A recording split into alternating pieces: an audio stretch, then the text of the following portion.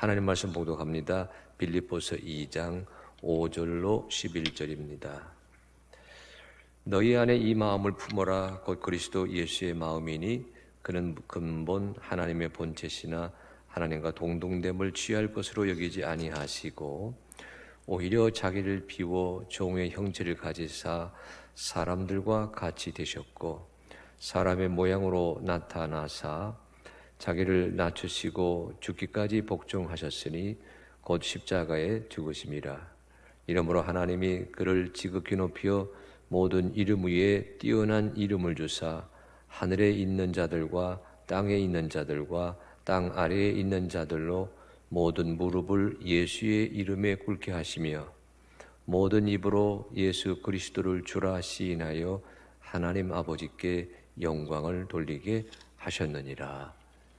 아멘.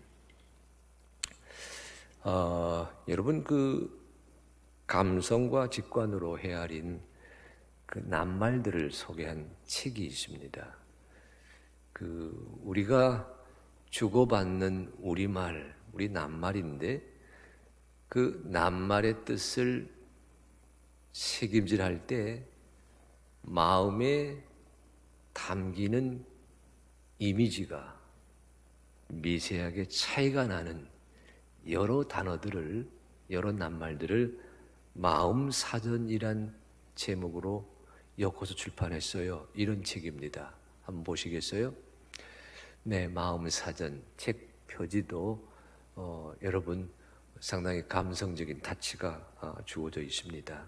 지은이 김소연 시인이신데 이 마음사전 안에 재미있는 항목이 하나 있습니다.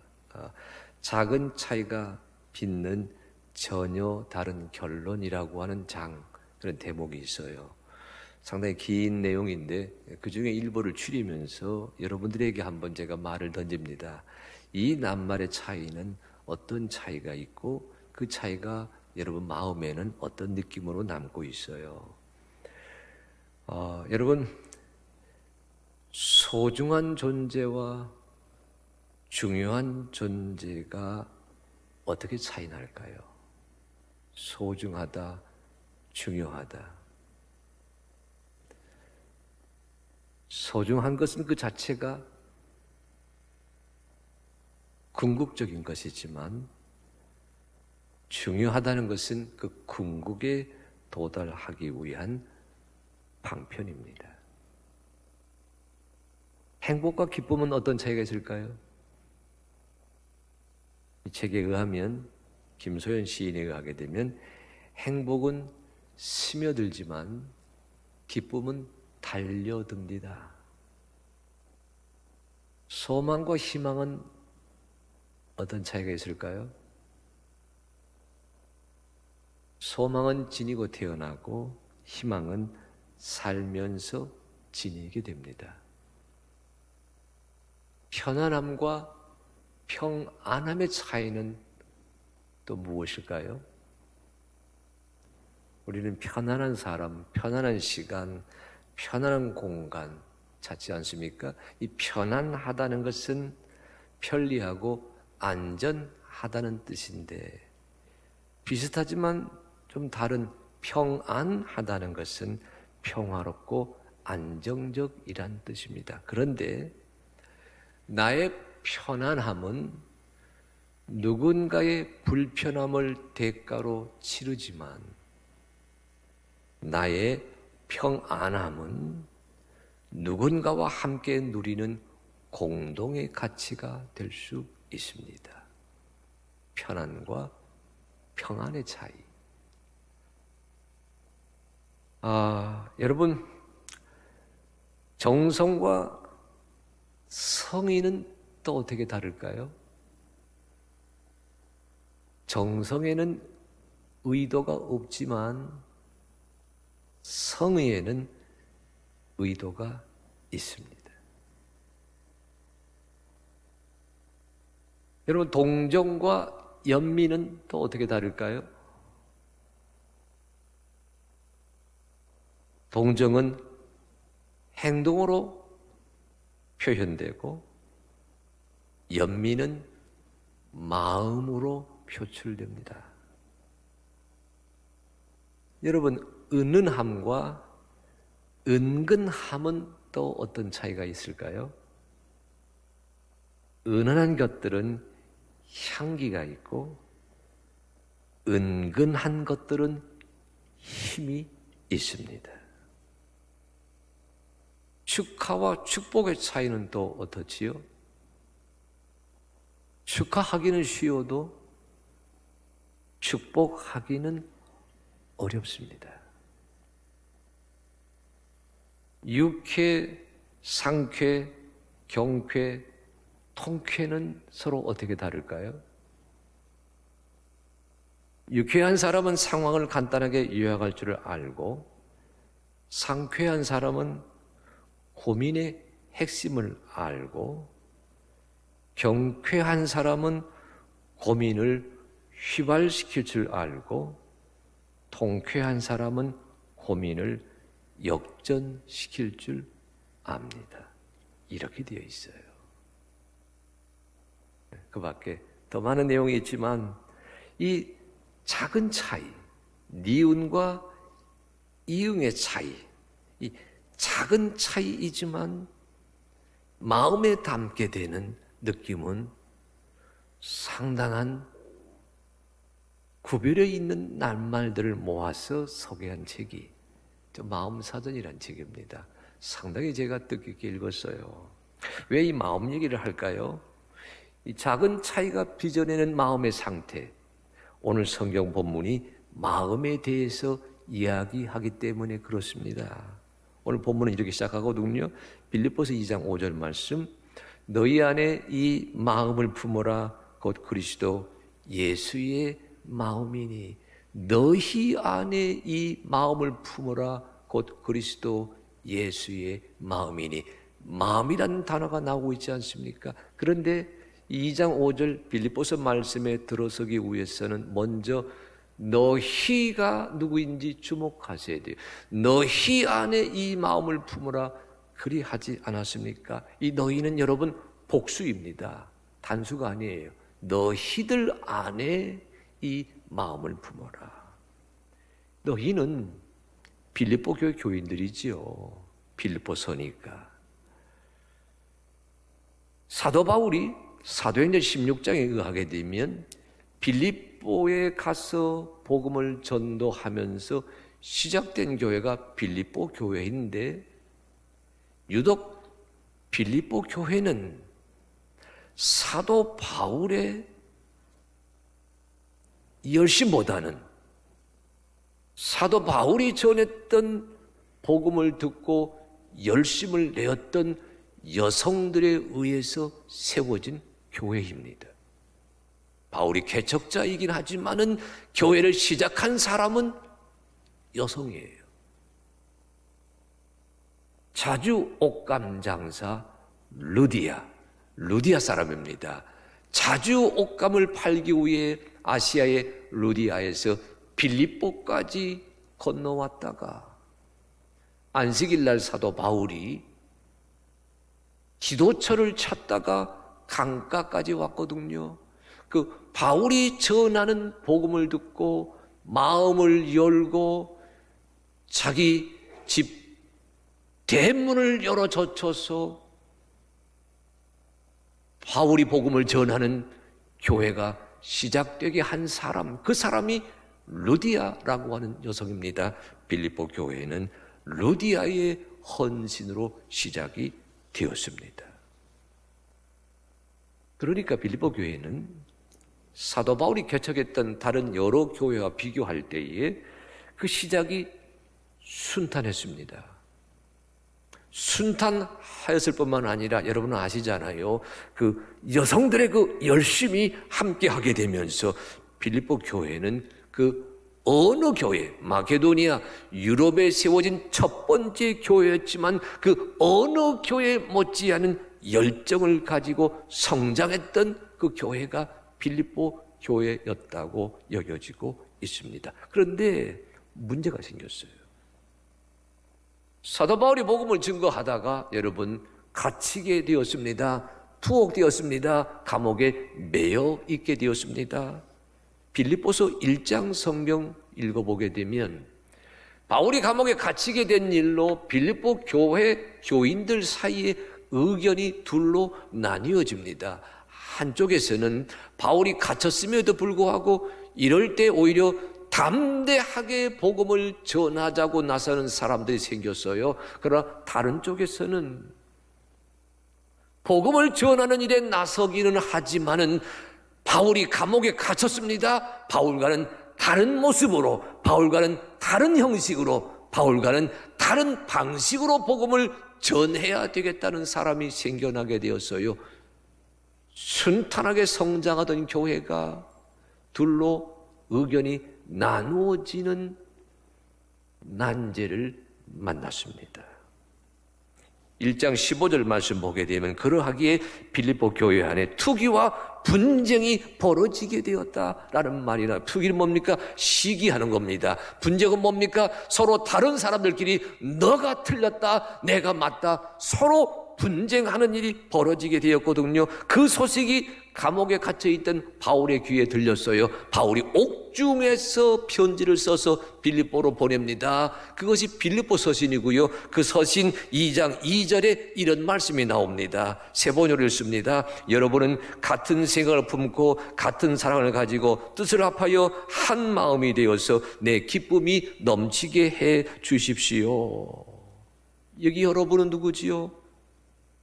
생각이 다르다고 해서 서로 대립하고 있는 빌립보 교회 교인들을 가리킵니다. 그들에게 하는 말이에요. 같은 생각, 같은 사랑 가지고 뜻을 합하여 한 마음이 되어서 교회 개척자인 나의 기쁨을 넘치게 해 주시기를 바랍니다. 그런 주문이거든요. 여러분, 여기 한 마음이 되어서, 뜻을 합하여 한 마음이 되어서 무엇을 의미하지요? 생각이 서로 다르다고 해서 틀렸다고 단정해서는 아니 된다는 지적입니다.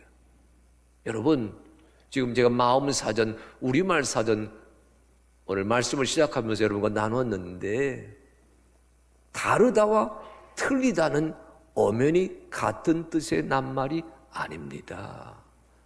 바울의 얘기예요.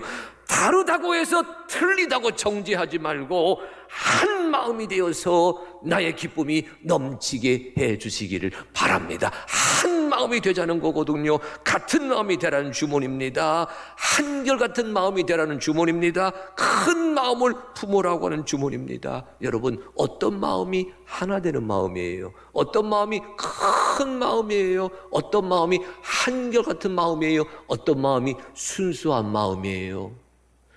그래서 바울이 빌립보 2장 5절에서 이렇게 말했던 것입니다. 너희 안에 이 마음을 품어라. 곧 그리스도 예수의 마음이니. 그러니까 이 2장 5절 말씀은 여러분, 투기와 시기와 분쟁과 다툼, 이 그리스도 예수의 은혜 가운데 이 복음 안에서 잘 성장하던 교회가 난데없는 어려움을 만났거든요. 그 어려움을 만난 교회, 그 너희들, 형제들, 그 성도들에게 이 어려움을 극복하게 되는 처방으로 주신 말씀이 너희 안에 이 마음을 품어라. 곧 그리스도 예수의 마음이, 너희들 가운데 그리스도 예수의 마음이 있게 하라고 하는 주문이 빌립보 2장 5절에 있는 말씀입니다. 여기서 질문은, 그렇다면 우리 같은 마음을 품기를 원하는데, 한결같은 마음 품기를 원하는데, 내 마음이 아니라 우리 주님이 주시는 큰 마음을 품기를 원하는데, 그러면 그 예수 그리스도 예수의 마음이 무엇입니까? 그 질문에 대한 대답이 빌립보서 2장 6절로 11절입니다. 여러분, 빌립보 2장 6절로 11절 이 말은 읽기가 쉽지 않습니다. 본문으로 읽었지만 여러분, 이 구절은 머리로는 다 헤아릴 수가 없어요. 이성으로는 다 깨달을 수가 없습니다. 왜냐하면 성육신에 대해서 얘기하거든요. 교리적으로 말한다면 하나님이 사람의 몸을 입으시고 우리에게 오셨다. 그 진리거든요. 참 하나님이자 참 사람이 되신 분이다. 이 진리이거든요. 여러분, 하나님이 사람이 되셨다. 참 하나님이 참 사람이시다. 그분이 그리스도 예수이시다. 이것을 가르치는 말씀이거든요. 여러분, 이 진리는 여러분 알므로 믿게 되는 진리가 아니라 믿어야 알매 도달하게 되는 진리입니다. 그 얘기예요. 여러분 읽고 계시는 성경 빌립보서 2장 6절로 11절 우리 신약학자들 사이에서는 이 구절을 뭐라 부르는가 하니 그리스도 찬가 그렇게 부릅니다. 그리스도 송가 이렇게 부르기도 하고요. 그 6절 11절 그리스도 찬가. 근데 여러분 본문은 길게 되어 있는 것 같지만 이 긴 얘기가 사실은 두 대목입니다. 두 소절이에요. 첫 번째 소절이 6절로 8절입니다. 이렇게 되어 있어요. 그는 근본 하나님의 본체시나 하나님과 동등됨을 취할 것으로 여기지 아니하시고 오히려 자기를 비워 종의 형체를 가지사 사람들과 같이 되셨고 사람의 모양으로 나타나사 자기를 낮추시고 죽기까지 복종하셨으니 곧 십자가에 죽으심이라. 예수님을 가르쳐 뭐라 말하지요? 그의 근본은 하나님의 본체이시다. 하지만 하나님과 동등됨을 여기지 아니하시고 어찌 되었어요? 자기를 비워 사람이 되셨고 십자가에 달려 죽으시기까지 하나님의 뜻에 복종하였다. 이렇게 설명하고 있어요.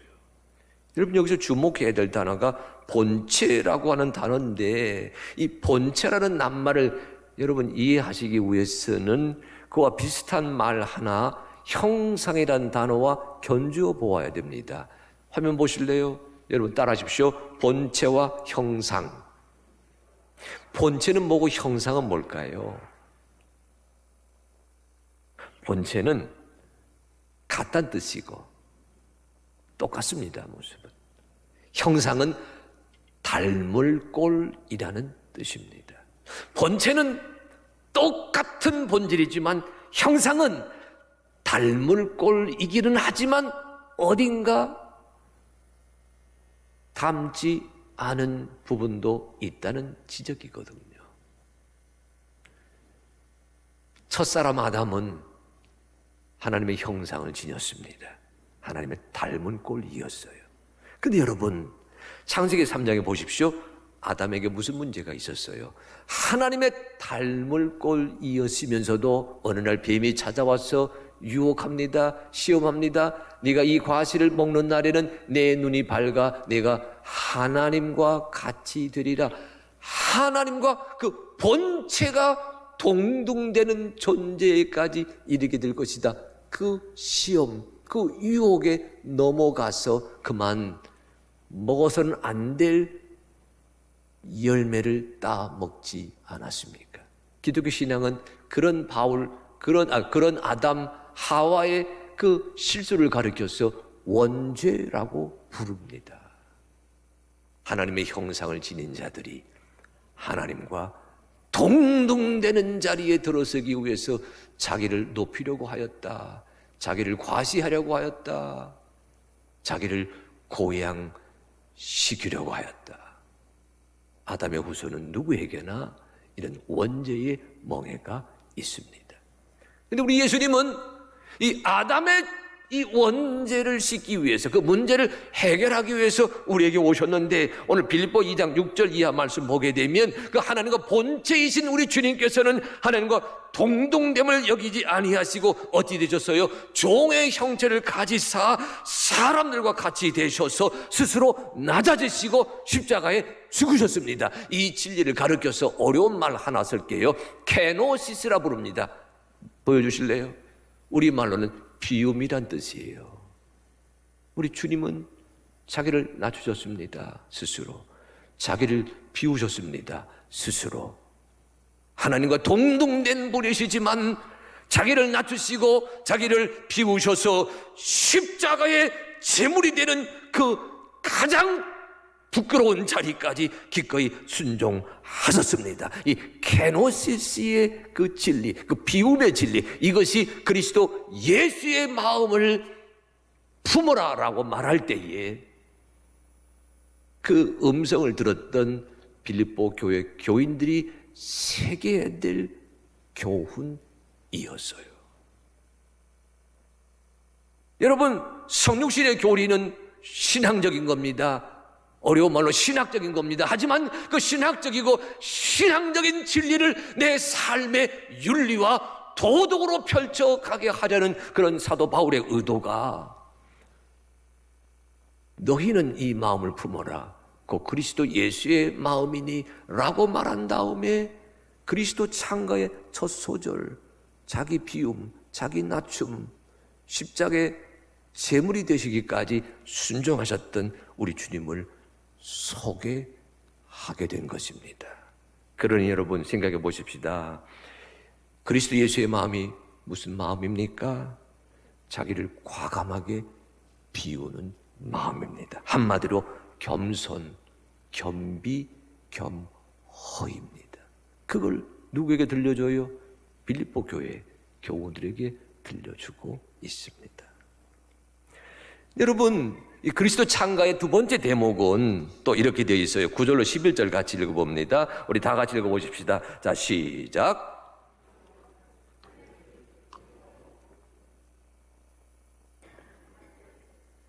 땅에 있는 자들과 땅 아래에 있는 자들로 모든 무릎을 예수의 이름에 꿇게 하시고 모든 입으로 예수 그리스도를 주라 시인하여 하나님 아버지께 영광을 돌리게 하셨느니라. 여러분, 이 그리스도 창가의 제 1절이 낮아짐을 얘기하고 있다면 2절은 높여주심을 이야기하고 있습니다. 여러분, 높여짐입니다. 스스로 높아지는 것 아니에요. 낮아졌던 우리 예수님을 하나님이 지극히 높여서 모든 이름에 뛰어난 이름을 가지게 했고 세상 만방에 있는 자들이 그 이름 앞에 무릎을 꿇고 주님이라고 경배하도록 하나님이 이끌어 주셨다. 하나님께서 높여주신 삶을 그리스도 예수가 이루어 가셨다고 하는 그 대목이 그리스도 창가의 두 번째 소절입니다.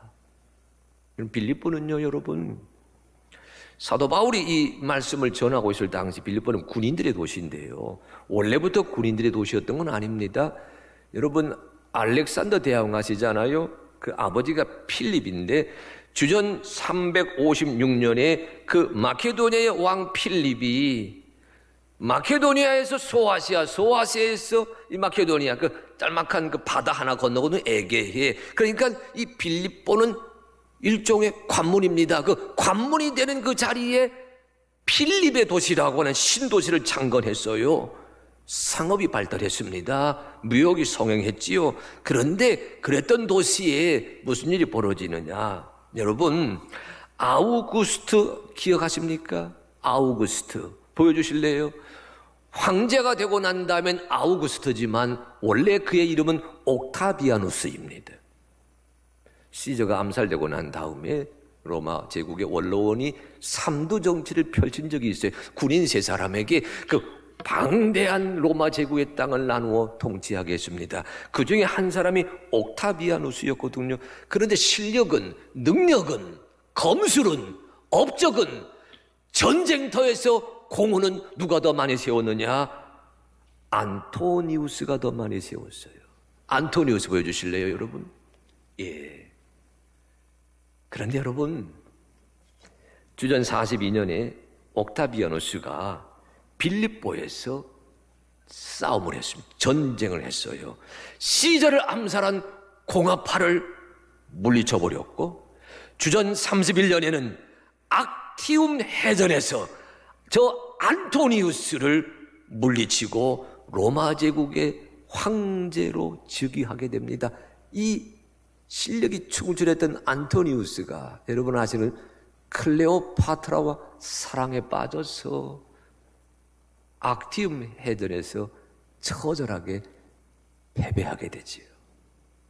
이 옥타비아누스, 이 아우구스트가 되고 난 다음에 자기를 도와 싸움에서 혁혁한 공적을 세웠던 퇴역 장교들, 그들을 우대하고자 빌립보에 정착해 살게 했어요.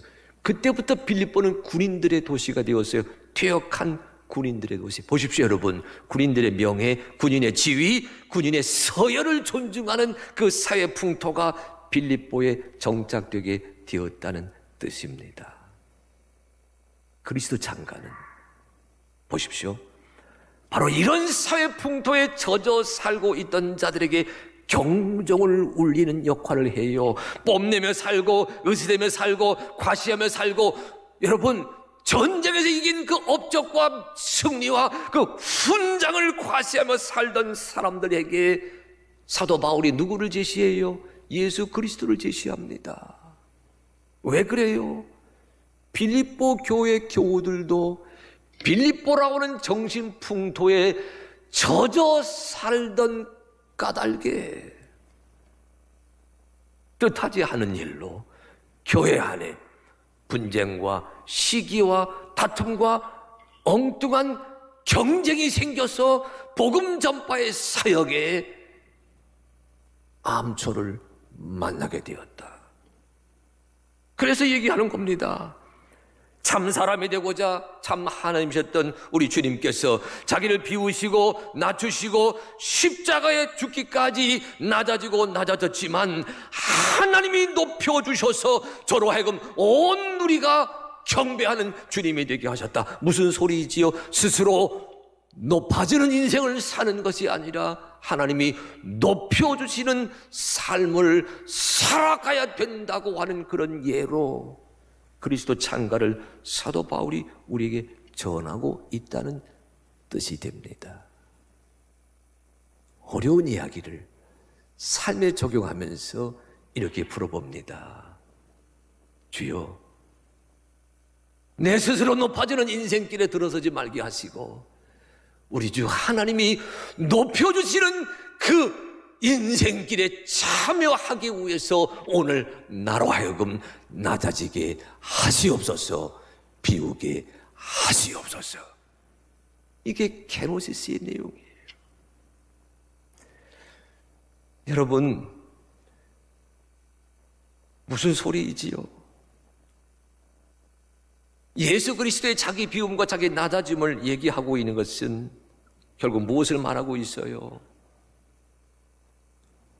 우리 하나님이 비움, 케노시스, 낮아지는 그 길에 계셨던 그 주 예수 그리스도를 하나님이 높여주셨다고 하는 것을 다시금 일깨워주면서 이런 예수님의 삶을, 이런 예수님의 마음을 너희가 품고 담고 본받는 자 되었을 때에 가정의 문제가 해결되고 교회의 문제가 해소되고 공동체의 난제가 극복된다고 말씀하시고 계시다는 뜻이 됩니다. 여러분, 그것을 보다 쉽게 말했어요. 그 쉽게 하신 말씀이 빌립보 2장 3절로 4절입니다. 이런 말씀이 있어요. 아무 일이든지 다툼이나 허용으로 하지 말고 오직 겸손한 마음으로 각각 자기보다 남을 낮게 여기고 각각 자기 일을 돌볼 뿐더러 또한 각각 다른 사람들의 일을 돌보아 나의 기쁨을 충만하게 하라. 오늘 보면 바로 앞에 있는 구절이거든요. 근데 여기에 주목하실 것은 여러분, 겸손한 마음으로 따라하십시오. 겸손한 마음으로 자기보다 남을 낮게 여기고, 다시 합니다. 겸손한 마음으로 자기보다 남을 낮게 여기고, 자기보다 다른 사람을 낮게 여긴다고 하는 것이 예수 그리스도의 겸손과 겸비를 닮아가는 실천적인 조항이 된다고 지적하고 있어요. 여기서 중요한 단어가 여러분 우리말에서 여기 낮게 여기고예요. 여러분, 우리말 낮게와 낮게는 소리는 같지만 뜻은 전혀 다릅니다. 보여주실래요? 따라하십시오. 낮게와 낮게. 아니, 뜻이 다르다니까 다르게 소리 내셔야지. 낮게와 낮게. 다르게 소리 내시는 분은 우리말 법칙을 모르시는 분이에요. 우리말은 낮게와 낮게 다 똑같은 소리를 냅니다. 하지만 뜻은 달라요. 겸손이 무엇이라고요? 그리스도 예수의 마음을 배우는 길이 무엇이라고요? 다른 사람을 나보다 낮게 시옷받침, 나보다 낮게 여기는 생활입니다. 그런데 빌립보의 정신은, 그리고 그 빌립보 도시의 군인 문화에 영향을 받을 수밖에 없었던 빌립보 교회들의 그 사정은 다른 사람을 나보다 낮게 여기는 문화였습니다. 지읒받침.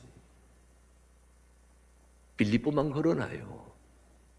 오늘 이 시대에 우리에게도 똑같은 상황입니다. 주님은 우리에게 다른 사람을 나보다 낮게 여기는 것, 시옷받침, 낮게 여기는 사람이 되어야 그리스도의 겸손과 그리스도의 겸비와 그리스도의 비움과 하나님이 높여주시는 삶에 참여할 수 있는 주인공이 될 수 있는데, 세상은, 우리가 살아가는 세상은 다른 사람을 나보다 낮게 지읒받침, 낮춰보는 삶이잖아요. 그러니까 오늘 본문은 우리에게 뭘 주문하지요?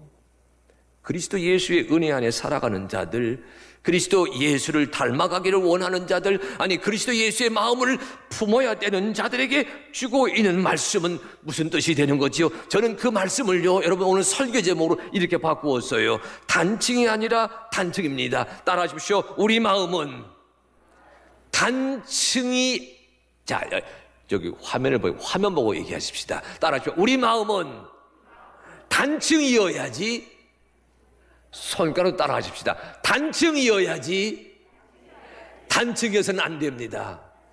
예, 여러분, 이 오른쪽 단층이 뭐지요? 저 단자가 여러분 절단한다, 그 단자거든요.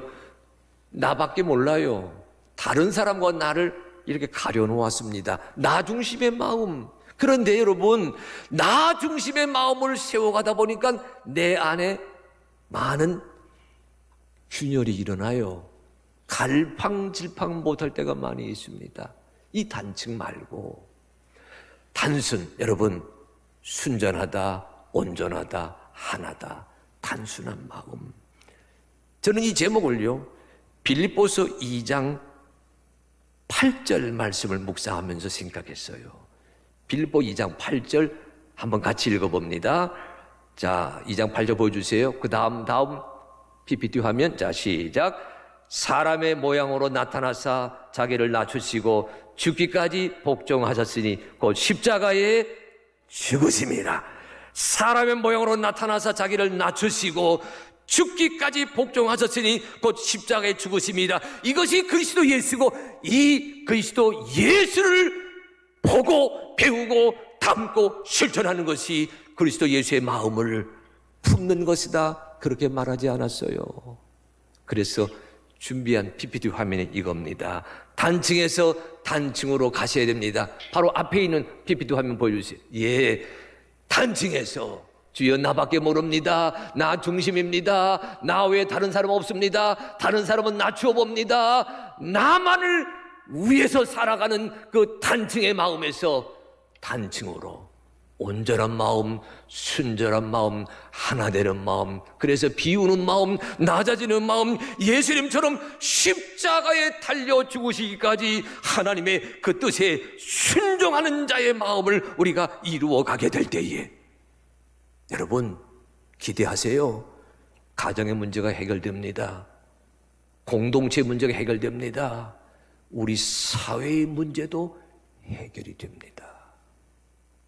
오직 오늘 3부 예배 드리는 사랑하는 성도들로 하여금 그리스도 예수의 마음을 품는다라고 결단하고 고백하는 자들로 하여금 주여, 폐쇄된 마음, 절단된 마음, 칼격을 찢겨진 나만의 마음을 가지고 사는 자가 아니라 다른 사람을 나보다 낮추어 볼 수밖에 없는 세상의 풍조에 찌들어 있는 그런 마음이 아니라 다른 사람을 나보다 낮게 여길 수 있는 예수의 마음으로, 예수님의 그 실천으로 내 아내를, 내 남편을, 내 교우를, 내 형제를, 내 자매를 나보다 더 낮게 높여볼 수 있는 그런 마음을 갖게 하여 주시어서 주여, 주님이 이루시기 원하시는 그리스도 예수의 마음이 우리 가운데 펼쳐지는 아름다운 가정과 공동체, 이 사회를 세워가게 하여 주시옵소서. 여러분, 저는 이 마음을요, 이 그림에서 찾아보았습니다. 보여주실래요? 마지막 그림 하나 있습니다. 여러분, 누구의 그림이지요? 예, 박수근 화가의 그림입니다. 여러분, 저 4개의 그림을 보셨는데요, 제목도 있고 제목 몰라도 돼요. 저 팔레트의 여인들, 두 번째는 지금 저 박수근 그 화백의 그 시골 집 풍경입니다. 뭐 다 이런 것들인데, 여러분, 저 4개의 그림에 공통점이 있다면 무엇일까요? 사람들이 등장합니다. 어떤 사람들이지요? 서민들이에요.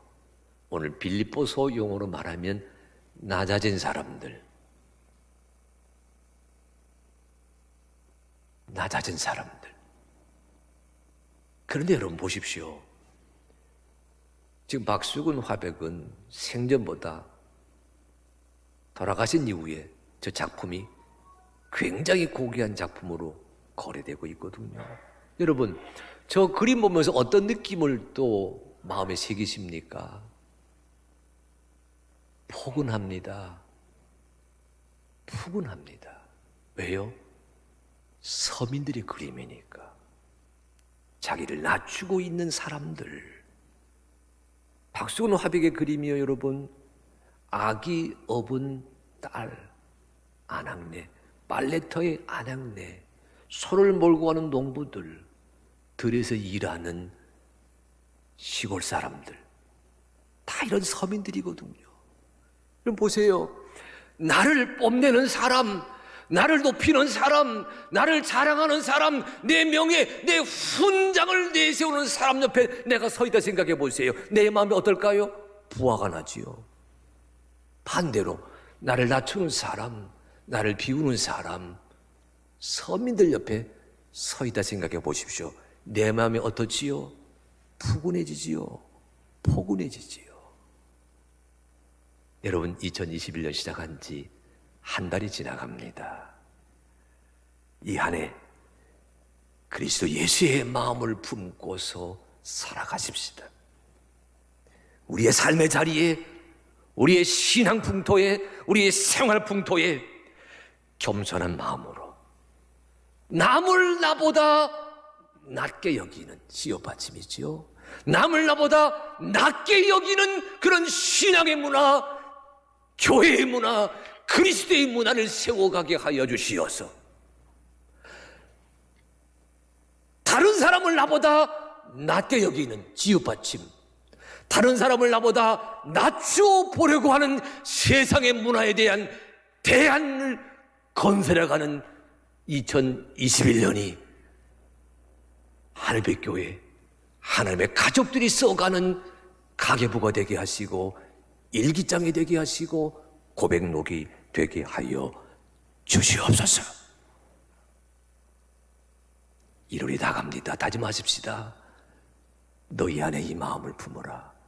곧 그리스도 예수의 마음이니. 우리 주 예수 그리스도의 은혜가,